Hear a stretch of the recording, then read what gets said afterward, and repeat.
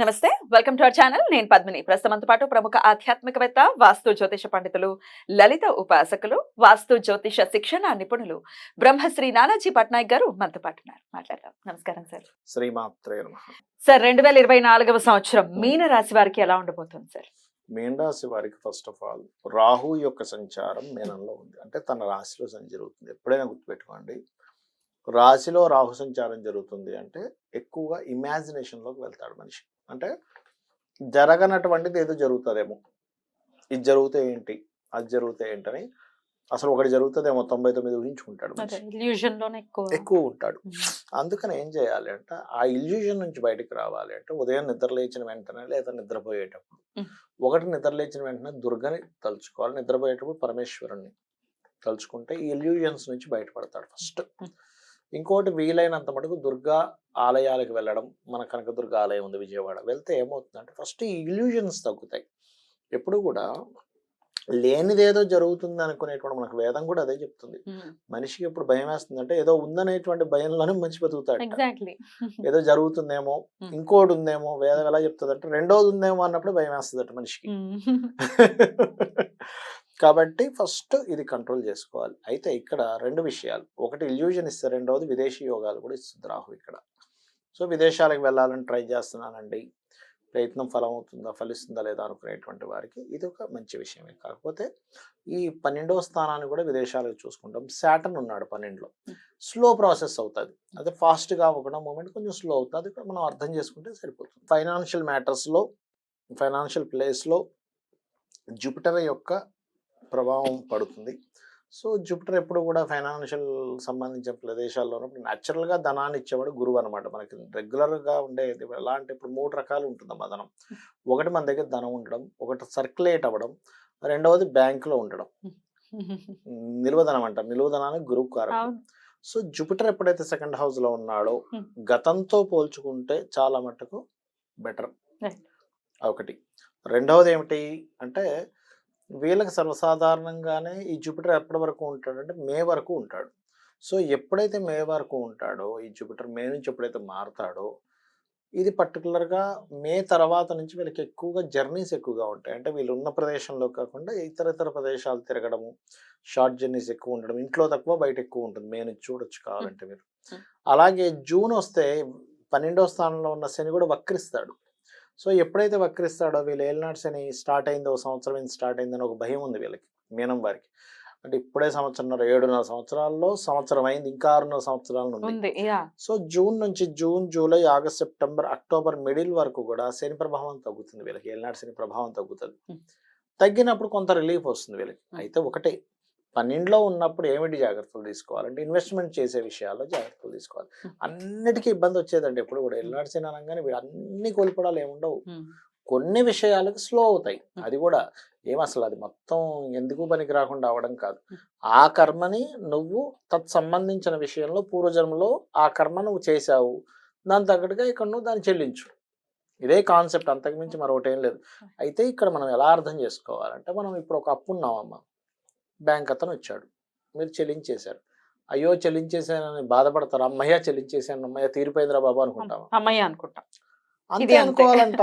నేను ఏమంటానంటే అమ్మయ్య తీరిపోయింది, అది యాక్సెప్ట్ చేయలేరు సార్, అంత ఈజీగా డైజెస్ట్ అవ్వదు. కానీ చేసుకోవాలి, అది నిజం. యాక్చువల్గా ఏంటంటే అది నిజం. ఆ నిజాన్ని వదిలేసి అమ్మయ్య కష్టం అనుకుంటున్నాడు మనిషి. ఇప్పుడు ఎవరైనా, నేను ఒకటే చెప్తాను, ఎవరైనా మిమ్మల్ని ఏదైనా నిందించారనుకోండి, మీ పాపం వాళ్ళు తీసుకుంటున్నారు. శాస్త్రం అదే చెప్తుంది కదా, తీసుకుంటున్నారు, మీ పాపం తగ్గుతుంది, వదిలేసేయండి అంట. దానికోసం బాధపడటము, లేకపోతే వాళ్ళని మళ్ళీ తిట్టడం అట్లాంటివి చేయకూడదు. మీరు నిజంగా కానీ తప్పు చేస్తే యాక్సెప్ట్ చేయడంలో ఉన్నంత ఇంకోటి లేదు అక్కడ. నిజంగా తప్పు చేస్తే లేదు, మీరు ఏ తప్పు చేయకుండా పని కట్టుకొని కనుక ఇబ్బంది పడితే మాత్రం కృష్ణుడు ఎట్లాగో చెప్పాడు, నువ్వు ఖాళీగా నువ్వు సైలెంట్గా కూర్చోవద్దు, నీ ధర్మం నువ్వు పాటించు అని. కృష్ణుడు అక్కడ చెప్పింది యుద్ధం చేయమని కాదు, ధర్మం పాటించమని చెప్పాడు. యుద్ధమే చేయడమే ఇదైతే అందరినీ కొట్టుకోమని చెప్పేవాడు కదా, కొట్టుకు చచ్చిపోమని చెప్పేవాడు కదా. అది కాదు కదా ఆయన కాన్సెప్ట్. నువ్వు నీ ధర్మం నువ్వు పాటించని చెప్పడం. సో ఇక్కడ ఏంటంటే ఏలినాటి శనిలో ఇన్వెస్ట్మెంట్స్ పర్టికులర్గా ఫస్ట్ 1.5 year ఇన్వెస్ట్మెంట్స్ విషయంలో జాగ్రత్తగా ఉండాలి. తర్వాత 1.5 year ఎక్కువ తిరగడాలు ఉంటాయి. అంటే 2.5 years దాని తర్వాత 1.5 year దాటిన తర్వాత 2.5 years కొంచెం ఎక్కువ జర్నీస్ ఉంటాయి. కొంచెం మోసపోయే యోగాలు ఇస్తాడు అక్కడ. అదొక్కటి చూసుకోవాలి. Hmm.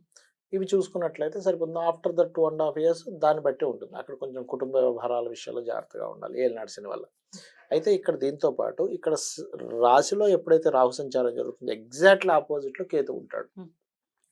ఇక్కడ వీళ్ళు ఈ 1 year 4 months వరకు కూడా ఆల్మోస్ట్ ఈ పార్ట్నర్స్ విషయంలో జాగ్రత్త వహించాలి. ఎందుకంటే సప్తమ స్థానం అనేటువంటిది ఏదైతే ఉందో ఇది పార్ట్నర్స్ని, జీవిత భాగస్వామిని, వివాహ సంబంధించిన విషయంలో ఎంపిక చేసుకునేటువంటి అంశాలను చూపిస్తుంది. అందుకని ఏంటి, కొత్తగా మనం ఏదైనా బిజినెస్ పెట్టుకుంటున్నాము, పార్ట్నర్ ఎవరు ఏమిటి, మనం ఎట్లాంటి వ్యక్తితో మనం ముందుకు వెళ్తున్నాము, లేదా ఒక వివాహం చేసుకుంటున్నాం, తొందరపడిపోయి ఏదో ఆస్తుందనో లేకపోతే ఇంకోటి ఏదో పలుకుబడిందనో చేసుకుంటారు కొంతమంది. తర్వాత వాళ్ళ పరిస్థితులు చాలా ఘోరంగా ఉంటాయి. మంచి వ్యక్తులా కాదా, ఎంతవరకు చదువుకున్నారు, అమ్మాయి ఏంటి అబ్బాయి, ఇవి చూసుకొని ముందుకు వెళ్లాల్సిన పరిస్థితి ఉంది పూర్తిగా. అదొకటి. అండ్ అలాగే ఈ సంవత్సరం ప్రాపర్టీ రిలేటెడ్ సంబంధించిన అంశాలు ఇవన్నీ కనుక చూసుకున్నట్లయితే ఇక్కడ రాహుకేతువుల యొక్క ప్రభావం కొంతవరకు ఉంటుంది కాబట్టి కొద్దిగా ప్రాపర్టీస్ చూసి తీసుకోవడం మంచిది. ఎందుకంటే అలాగో బుధరాశుల్లో కేతు ఉన్నాడు. సో కన్యలో ఉంటే అది మిథునానికి కూడా పనిచేస్తుంటుంది. అంటే మీనరాశి వారికి మిథునం 4th house అయితే దాని 4th to 4th భావద్భావం అంటారు. భావద్భావం ప్లేస్లో మనకి కేతు ఉన్నాడు అక్కడ. కాబట్టి ఈ యొక్క విషయంలో జాగ్రత్తగా ఉండాలి. అండ్ అదేవిధంగా వివాహం విషయం జాగ్రత్త, అదేవిధంగా పార్ట్నర్షిప్స్ మనం చెప్పుకున్నాము. జాబ్ రిలేటెడ్, హెల్త్ రిలేటెడ్ మీరు అడిగినట్టుగా హెల్త్ జాబ్ చూసుకుంటే కనుక కొత్త అవకాశాలు మాత్రం బలంగా వస్తాయి 5వ నెల వరకు వీళ్ళకి. ఎందుకంటే ఈ 2వ స్థానంలో ఉన్న గురువు దశమాన్ని ఎలాగో వీక్షిస్తున్నాడు. దశమ స్థానం అనేటువంటిది వృత్తి స్థానం. సో వృత్తి స్థానము తన స్వక్షేత్రాన్ని వీక్షించడం, అది కూడా ఫ్రెండ్లీ హౌస్ లో ఉండి వీక్షించడం. ఎప్పుడు కూడా ప్లానెట్ ఏంటంటే పిఏసి అంటారు, అంటే ప్లేస్మెంట్ ఎక్కడుంది, దేన్ని వీక్షిస్తుంది, ప్లేస్మెంట్, ఆస్పెక్ట్ అండ్ కంజంక్షన్ ఎవరితో కలిసి వీక్షిస్తుంది. అంటే ఎలా అంటే చిన్న ఎగ్జాంపుల్ చెప్తాను చూడ. ఒక పార్టీకి వెళ్ళాం, అక్కడ సింగిల్ గా ఒక మనిషి చూడడం వేరు, పక్కన ఎవరో చేరినప్పుడు వాళ్ళతో మాట్లాడుతూ చూడడం వేరు. వీళ్ళిద్దరు ఏం మాట్లాడుకొని చూస్తున్నారు అక్కడ అని ఉంటుంది. అంటే ఎనర్జీస్ ఎక్స్చేంజ్ అవుతాయి, గ్రహాల ప్లానెట్స్ ఏమవుతాయి అంటే ఇప్పుడు గురువు సింగిల్ గా ఉండి చూస్తున్నప్పుడు వేరే ఫలితం ఇస్తాడు, శుక్రుడితో కలిసి ఉన్నప్పుడు ఇంకో ఫలితం ఇస్తాడు, రాహుతో కలిసినప్పుడు ఒక ఫలితం ఇస్తాడు. అంటే అతనికి ఒక ఇన్ఫర్మేషన్ వచ్చింది, ఒక ఎనర్జీ వచ్చింది, ఆ ఎనర్జీ తీసుకొని చెప్తున్నాడు.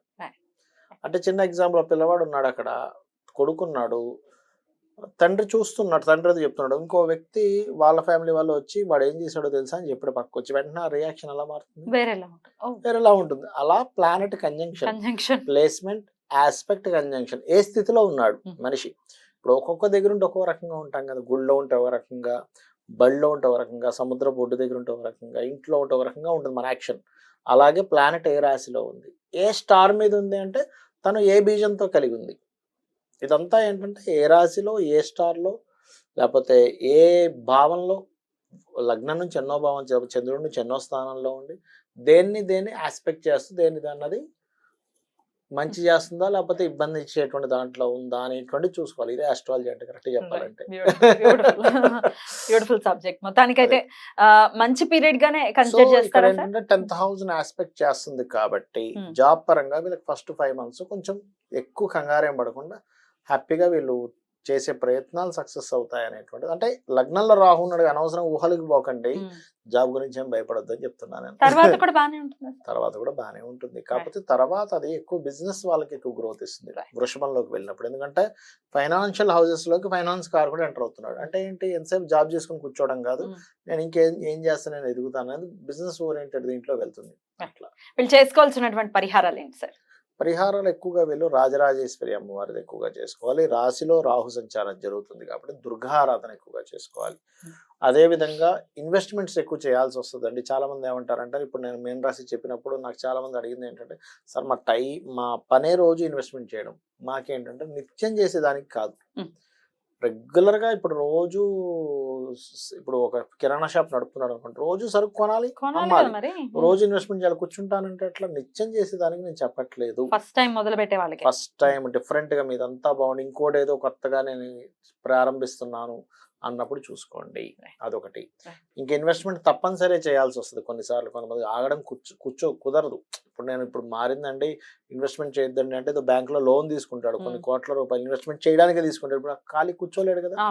అలాంటప్పుడు ఏం చేయాలంటే శనికి సంబంధించిన జపం చేయించేసుకొని ఏ ఆంజనేయ స్వామి టెంపుల్కో, వెంకటేశ్వర స్వామి ఆలయం, ఏదైనా శక్తి ఆలయం, కాళికా అమ్మవారి ఆలయానికైనా వెళ్ళి అమ్మవారికి అమ్మ నీ మీద భారంతో నా కర్మ నేను చేసుకోవాలి, ఇంట్లో కూర్చుంటే కాదు కదా, కాబట్టి నువ్వు నన్ను రక్షించు అనుకొని మీరు మొదలు పెట్టచ్చు. అది అద్భుతం సార్. ఓవరాల్ గా ఎంత పర్సెంటేజ్ మీనరాశి వారికి ఇయర్ బాగుంటుంది సార్? నేను ఎప్పుడు చెప్పేది ఒకటే, మనం ఇవి చెప్పినవి ఇది కాన్సెప్ట్, ఈ రకంగా జాగ్రత్తగా ఉండాలని చేసుకుంటే ఖచ్చితంగా 70 to 80% గోచారం మిమ్మల్ని కాపాడుతుంది. Beautiful sir. మీరు ఇచ్చేటటువంటి ప్రిడిక్షన్స్ అక్యురేట్ గా ఇస్తారు అనటంలో ఎటువంటి సందేహంగా మాకు తెలియజేసినందుకు ప్రేక్షకుల తరపున కృతజ్ఞతలు సార్. నమస్తే. శ్రీమాత్రే నమః.